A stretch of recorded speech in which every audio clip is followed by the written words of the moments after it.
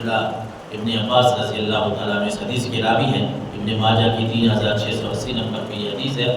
حضرت عبداللہ ابن عباس فرماتے ہیں رسول اللہ نے فرمایا من عال ثلاثة من الایتام کان کمن قام لیلہ وصام نہارہ وغدا وراء شاہدا سیفہ فی سبیل اللہ وکنت انا وهو فی الجنۃ اخوین کا ہاتین اختان والصق اصبعی السبابۃ الوسطی۔ اللہ کے نبی صلی اللہ علیہ وسلم نے حضرت عبداللہ ابن عباس فرماتے ہیں حضور نے دو انگلیوں کو شہادت والی اور ساتھ والی کو اٹھایا اور فرمایا جو بندہ یتیم کی کفالت کرتا ہے، اور یہاں فرمایا ثلاثۃ من الایتام، تین یتیم بچوں کی جو بندہ کفالت کرتا ہے، ان کو پالتا ہے، ان کا خیال رکھتا ہے، ان کے معاملات کو دیکھتا ہے، اللہ کے نبی صلی اللہ علیہ وسلم نے فرمایا بھلا اس کو کتنا ثواب ملتا ہے؟ فرمایا کانا کمن قام لیلہ وصام نہارہ وغدا وراء شاہدا سیفہ فی سبیل اللہ۔ تین باتیں سرکار دو عالم نے فرمائی کہ جو بندہ تین یتیم بچوں کو پالتا ہے اللہ تعالیٰ اس کو اس طرح ثواب عطا فرماتا ہے کہ یہ ساری رات جو ہے کھڑے ہو کے اللہ کی عبادت کرتا رہتا ہے۔ صام نہارہ فرمایا رب اس کو اتنا ثواب عطا فرماتا ہے جو تین یتیم بچوں کی کفالت کر رہا ہو، اللہ کے نبی نے فرمایا اس کو رب اس کے ثواب میں لکھ دیتا ہے کہ یہ سارا دن روزہ رکھتا ہے۔ جتنا روزے رکھنے والے کو ثواب ملتا ہے اتنا یتیم کی کفالت کرنے والے کو بغیر روزہ رکھنے کے رب ثواب عطا فرماتا ہے۔ اور صرف یہی نہیں فرمایا وغدا وراء شاہدا سیفہ فی سبیل اللہ۔ جہاد کرنا کتنی بڑی بات ہے، جہاد کرنا، اپنے آپ کو اللہ کی راہ میں پیش کر دینا کتنی بڑی بات ہے، لیکن جو تین یتیم بچوں کی کفالت کرتا ہے رب کے محبوب فرما رہے ہیں اللہ اس کو مجاہد جتنا ثواب بھی عطا فرما رہا ہے۔ اللہ اس کے نام اعمال میں لکھ رہا ہے کہ یہ تو دن رات رب کے راستے میں صبح شام جو ہے یہ تلوار چلاتا ہے، اتنا ثواب اس کے نام اعمال میں لکھ دیا جاتا ہے۔ اور پھر جسے فرمایا جس طرح پہلی حدیث ہم نے پڑھی اس کے بھی آخری الفاظ کا خلاصہ یہی ہے، پھر آپ نے فرمایا کہ جس طرح دو انگلیاں کٹھی ہیں شہادت کی اور ساتھ والی، جو بندہ تین یتیم بچوں کی کفالت کرتا ہے اللہ اسے جنت میں میرے ساتھ اسی جگہ درجہ نصیب فرمائے۔ اور ہمارے ہاں یہ ہے کہ ہم کہتے ہیں اگر کسی کے ہفتے کو یتیم کے بچے چڑھ جائیں تو ہم سمجھتے ہیں کہ اس کے پیسے کھانے کا طریقہ کون سا اپنانا ہے۔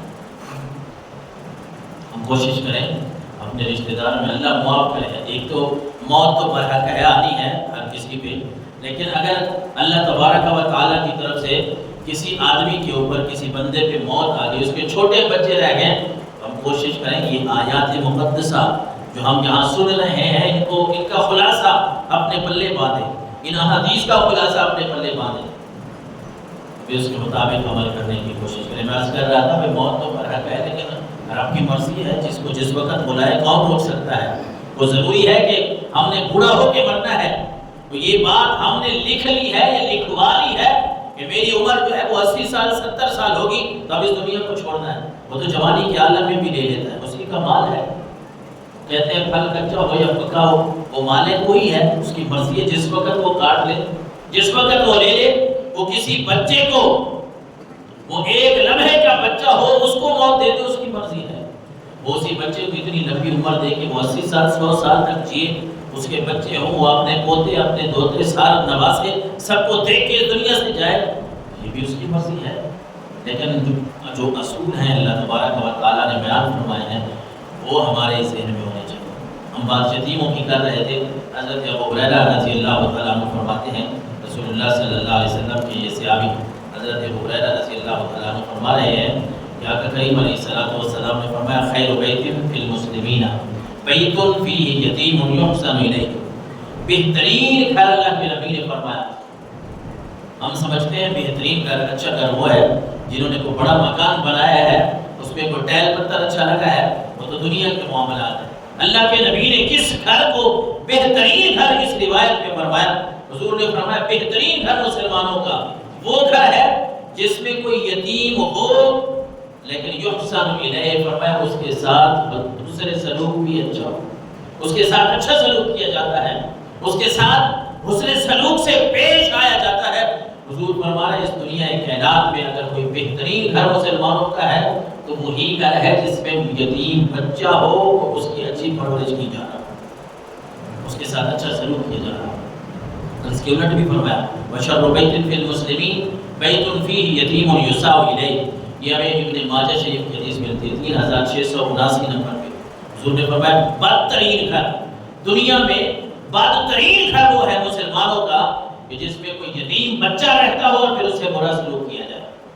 ہو سکتا ہے گھر بڑا ہو، بنگلہ ہو، کوئی گاڑیاں بھی رکھی ہو ہم نے، لیکن اس گھر میں کوئی یتیم بچہ ہے، بچی ہے، اس سے سلوک اچھا نہیں کیا جا رہا۔ باپ جو چلا گیا ہے، باپ سنبھالنے والا تو ماں باپ ہوتا ہے، چاچے مامے تائے ماسیاں پھوپھیاں جتنے بھی قریبی رشتے ہیں، بھلے وہ انسان کو آنکھوں پہ بٹھا لیں لیکن ماں باپ والا پیار تو انسان کو نہیں ملتا۔ وہ سہارا جو ماں باپ ہوتے ہیں وہ سہارا انسان کو نہیں ملتا۔